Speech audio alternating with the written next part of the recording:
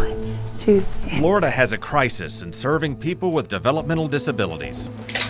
Many who qualify for home care cannot get it. It's sickening to see that this is happening. They've been stuck on a wait list for years. I'm scared, and I don't understand why they're doing it. For the next half hour, we'll investigate why this happened and what it could be costing all of us. Previous administrations have tried various things. Have they worked? No, they haven't. We'll also show how a grassroots movement is driving progress. There are families that have gathered all across the state. And we'll explain the steep challenges that still remain as thousands continue to wait for help. Okay. Well, thank you for joining us. I'm Craig Patrick, and I've covered this issue for nearly 20 years. And you're about to see how some things have changed over the years and others have not. We'll start with the problem and the toll that it's taking on children and their parents. How are you? I'm cute. Oh, you're cute. What? London is a cute 13-year-old girl who makes her mom, Natasha Clay, very proud and keeps her very busy. She's a snuggle bunny. Everything is mom. She wants my attention, and I want to give it to her. London was born with steep challenges. She's paralyzed on her right side and cannot stand. If she's sitting, I have to make sure that I put pressure on her legs. There you go. All right, because she'll topple over either way. And her brain did not fully develop, leaving her fully dependent Go ahead, play. on her mom. It's my kid. I am doing everything that I can. Florida gives Natasha and other parents a choice. They can put severely disabled loved ones in an institution covered by Medicaid, or they can opt for a waiver for home-based services tailored to their needs. Do you need help? This could accomplish two things. First, each disabled person who can live at home should save state taxpayers. It was the difference between $100,000 a year to less than $60,000 a year. The cost associated with institutionalization is significantly more. And in addition to saving money, the waiver for home-based services gives parents like Natasha what they desperately want. I choose to keep her with me. I love my child. There's just one big problem. That's the first thing they say. It's a wait list. It's a wait list. Like many others, Natasha and London have been stuck on hold. What did they say? She probably wouldn't get services until about teenage years. And that was when I had her. And now that she's in her teenage years, guess what they told her just a couple of months ago? And those services will probably be available to her after she's 18. You keep moving the goalpost. You got it. London is still near the bottom of the list of more than 21,000 names because others have been waiting even longer, or the state has determined they have more pressing needs than she does. And if you're wondering what it can take to finally get off the waiting list, Yeah, you have people that want to see you.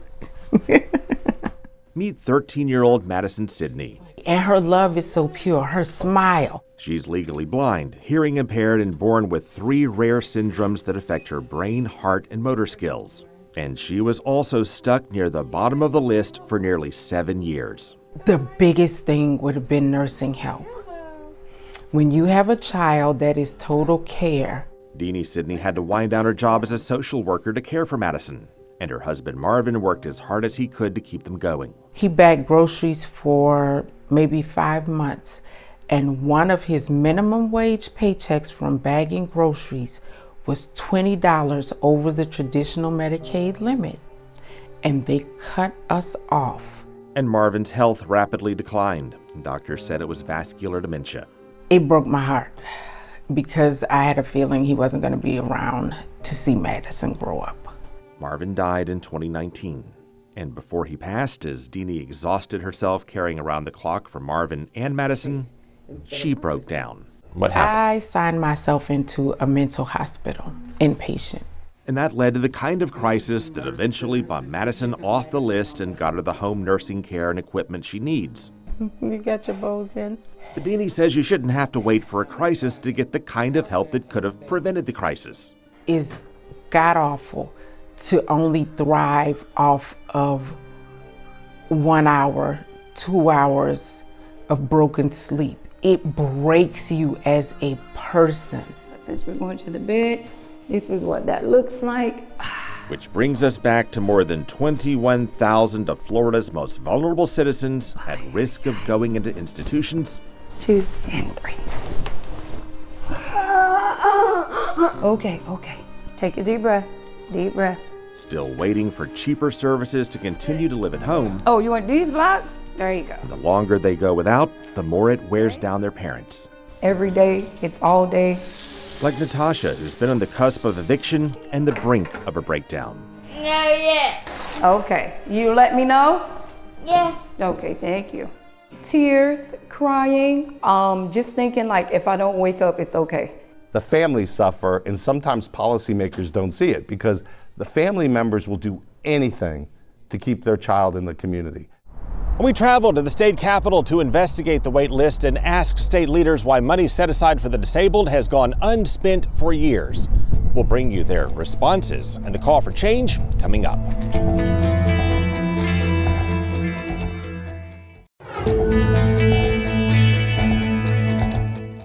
Nice to meet you, Leader Driscoll.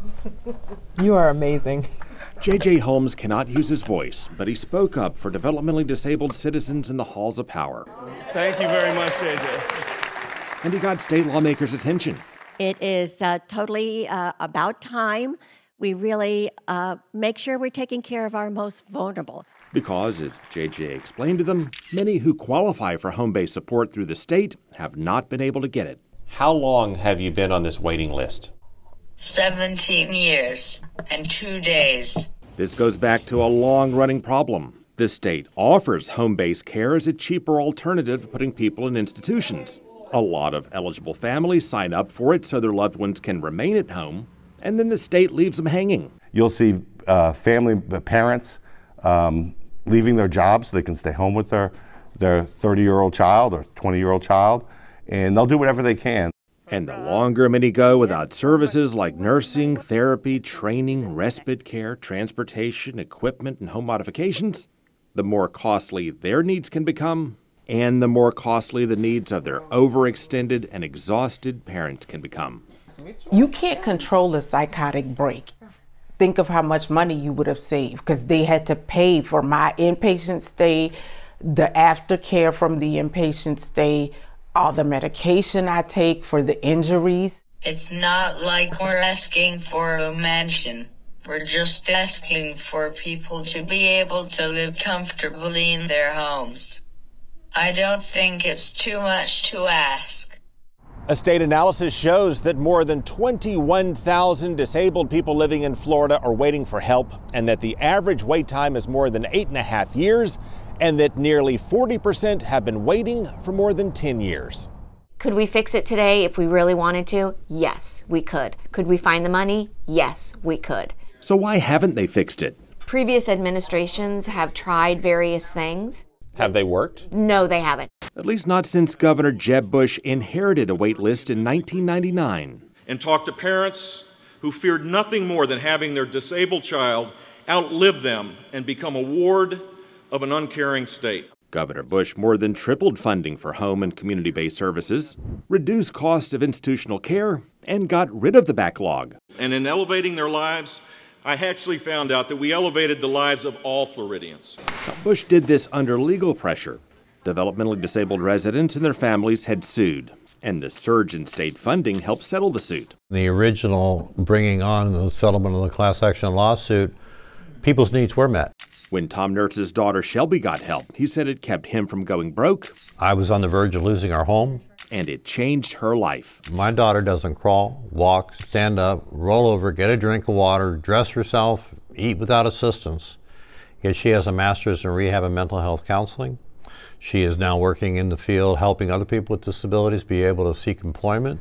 But Florida's full commitment did not last. The waiting list reformed before Bush left office. And then it grew under Governors Christ and Scott as the Great Recession cratered state revenue. And when the economy bounced back, we have nearly $3 billion more revenues than projected expenses this year. They kept the waiting list, while state leaders piled up reserves. We're in great financial shape. We have surpluses. We have the ability to do what we need to do. Year after year. Florida's accumulated a record budget surplus. And while it would now cost around $1.1 billion to get everyone off the waiting list, state leaders have had other priorities. The tax credit for insurance company employees, that's $600 million. That's more than half of it. J.J. Holmes said toll road discounts would have covered the other half. They gave $500 million to toll road drivers, and it would have transformed my life and the lives of nearly 23,000 other people just like me. Or they could have kept the toll road discounts and the tax relief for the private insurance industry and spent a fraction of the state's rainy day fund. In his 2024 budget, Governor DeSantis proposed $16.3 billion in reserves. What letter grade would you give the legislature on what it's doing, A, B, C, D, or F? An F all the way. JJ, what do you give them, A, B, C, D, or F? Z. That's not even bad enough to get an F. Z. And that kind of candor, combined with a lot of cumbersome trips from Central Florida to the Capitol, helped fire up a movement that is finally driving some change. This young man and other young men and women like him deserve to be just like your kids and just like my kids, and we're going to do whatever the heck we have to do to make it happen. It wasn't just JJ. There are families that have gathered all across the state. Stephanie Norden, mom of an autistic son, and many others organized online, then poured into Tallahassee. And they discovered some lawmakers may not have understood the situation, and others may have just needed a nudge. This is not me who put this bill on the agenda. It was JJ. JJ took the floor as the Senate unanimously passed a bill to increase funding and finally get some like JJ off the list. And with $38.8 million of funding, we will wipe out Category 3, 4, and 5 wait list. Again, $38.8 million is a fraction of the $1 billion plus needed to clear the list. And in terms of wiping out the Category 3, 4, and 5 wait list, that's individuals with intensive needs, older caregivers, and those transitioning from school. And at the end of last year, they only accounted for around 300 out of more than 21,500 waiting. But now, with the Senate, House, and Governor's office all requesting funding increases, for these families, it's a promising start for what could be much more to come. And the Florida House passed that Senate bill in the closing week of session. And that bill also moves people who have caregivers over the age of 60 up the wait list. But as state lawmakers step up their commitment, we find a lot of money the legislature has already allocated has not been spent for years. Coming up, we'll ask why more than $700 million is sitting unused while families suffer.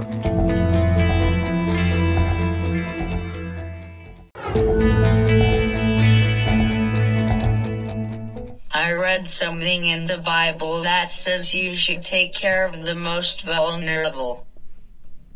And I don't think they're doing that currently. The state provides services to around 35,000 developmentally disabled residents living at home. But more than 20,000 others have been stuck on a waiting list for years. I'm not God, but I don't think God would like people waiting for decades to get help. And while J.J. Holmes and others have convinced state lawmakers to allocate more money this year, he found the legislature has already allocated millions in prior years that state administrators never spent. It's sickening to see that this is happening. That's more than $287 million state dollars, plus more than $421 million in matching federal funds for therapy, nursing, and other services parked in reserve. It's hundreds of millions of dollars, and it's basically from past year surplus that gets rolled over to the following year. In total, it's more than $708 million sitting in reserve, while many with developmental disabilities and their parents struggle. It's getting him out of bed, dressing him, feeding him, showering him, toileting him, shaving him, every single thing. Feeding him can take an hour. Florida's Agency for Persons with Disabilities manages and distributes the funds under this program. Some state lawmakers don't know why it's holding on to so much of the money. Are you concerned about the size of the surplus at APD? I think one of the things we have to do is figure out why the management and the leadership over there has decided that that's an important thing to have. State Representative Kelly Skidmore ties it to revolving door management. You've had 4 secretaries in 4 years. I mean, the turnover is great. I think that that has a lot to do with those funds not being expended. You get somebody who comes in and they're trying to figure things out. By the time they figure half of it out, they leave and somebody new comes in. Taylor Hatch is the current head of APD. She started in February of 2023. Can you explain what caused that surplus and when those monies will be spent? What I will say is it's really important for us to make sure that we are planning for the future needs from day one. Hatch said the agency is holding onto that reserve for people they've already committed to serving who may have growing needs. So we don't overextend ourselves, and we are planning for those future needs. You don't want to overextend and start running deficits, but based on your projections, when will you be able to spend down the hundreds of millions in surplus you already have?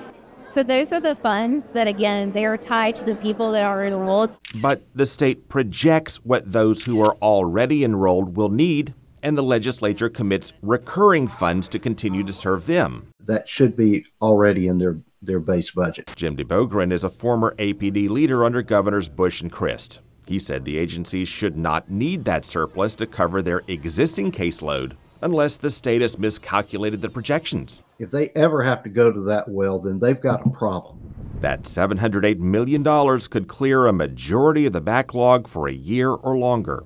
But it's not recurring money, so maintaining those services would require more money from the legislature, and that may also explain why APD is not using it to knock down the wait list.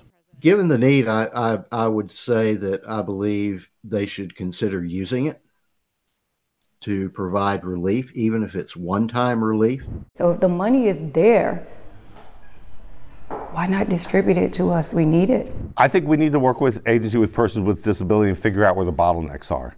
I don't think anyone wants surpluses. When do you hope the surplus will go down? What we know is we want to work with families and individuals and their support systems at the earliest moment possible. Meanwhile, the state legislature passed a bill to call the wait list by another name. State lawmakers now call it pre-enrollment. And coming up, we'll show you how they're considering some other changes that are concerning some families who are still waiting.